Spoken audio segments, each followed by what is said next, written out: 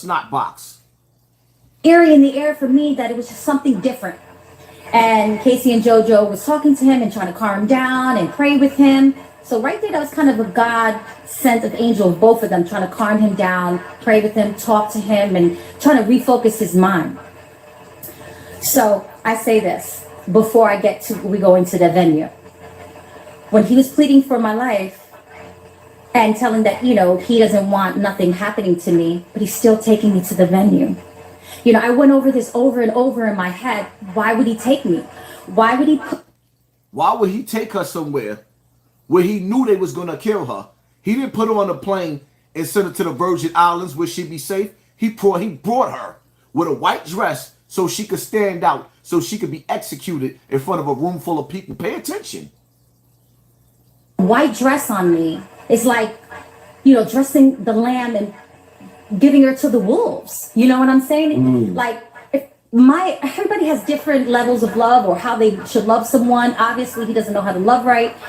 But I would never put my loved one in that situation, knowing that you're going into the wolves' den. You know what's going to happen. You know what they want to do. But you should have take me home on a plane or say, leave me alone. Don't ever talk to me. I play that back over and over again. The ride to I could honestly remember how I felt, the scared young girl, petrified, just emotionally distraught, but so in love with him at the time. Literally in love with him. And,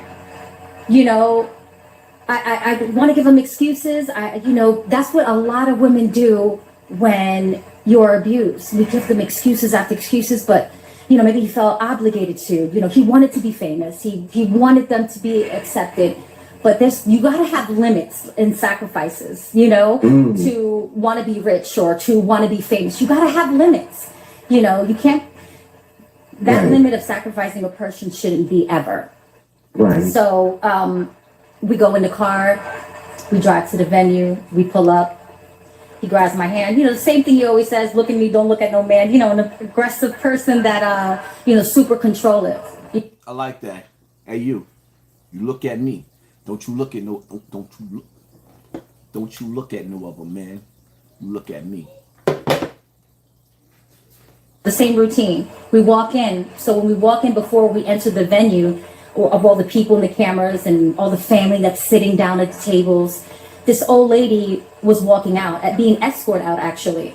A mature lady. She was like in the 70s or 80s year old. Had an entourage, and she stopped Aaron and I. She grabbed my belly, and I was only 4 months, but super skinny. I wasn't even showing. And she says, don't worry, your son is going to be all right. He's going to be healthy and he's going to be good, which we didn't know if we're having a boy or girl. And she looks at Aaron and tells him, you know what? You be good to her and you protect her. And she prayed on us. That's God. God sent an angel right there because his whole demeanor changed.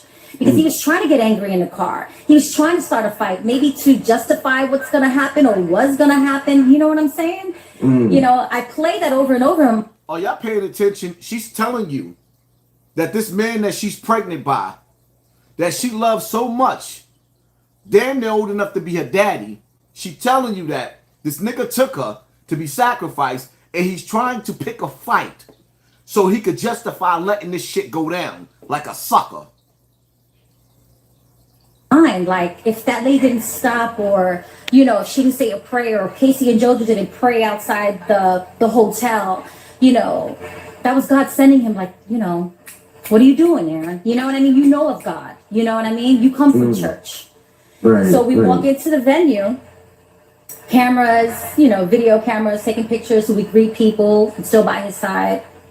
We walk into the back of the venue, because there's a stage, and so we walk in the back of the stage. He pulls a chair to the side of you see the stage, and there's the back entrance when you're performing and you're waiting to go on stage. So he puts a chair, sit here.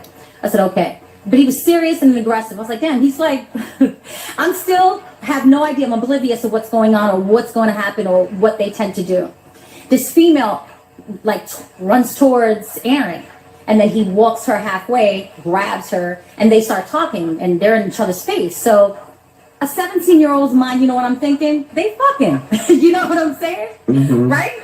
she's approaching, she's screaming, so I'm thinking, oh, I'm here, I'm pregnant. Right. You know, she's upset. Aaron's a hoe. You know, he's a nasty man. You know what I mean? Right. I'm like, listen, what's so crazy and mind-boggling to me. I'm going to say this again for the new people that came in. She's explaining to you how you get backdoored in the industry. So, yeah, this is about Takeoff. What you think happened to him? 2 people dead at a dice game. The jeweler dude just got murdered. What was that, last week? And now Takeoff. You niggas don't pay attention. I'm going to tell you again. When you got a street nigga talking that lived this life, that's been in jail for murder 3 times.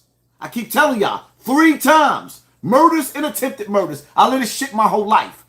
I'm not Charleston White. This is Hassan Campbell here, a.k.a. Poppy. So when I break these streets down to you, you gonna listen. You heard? You gonna listen. Because you don't know nothing about the streets. Some of you niggas walk through the streets.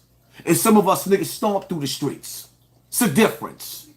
She's breaking down the industry and how they backdoor you and how it's supposed to be done to her. So listen up, stupid.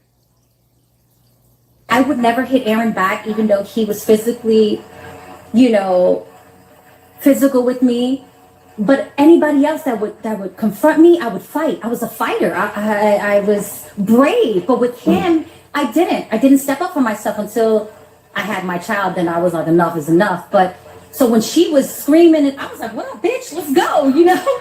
So that was my mentality. That's hot. Even though I was pregnant, I was like, let's go, bitch. So I'm thinking Aaron's fucking her. She's upset. I'm here. He brought me here. So the mood changed. People started moving towards Aaron and I, men. And then I said, ooh, it felt eerie. I said, something's different. This is not you know, I'm fucking your man.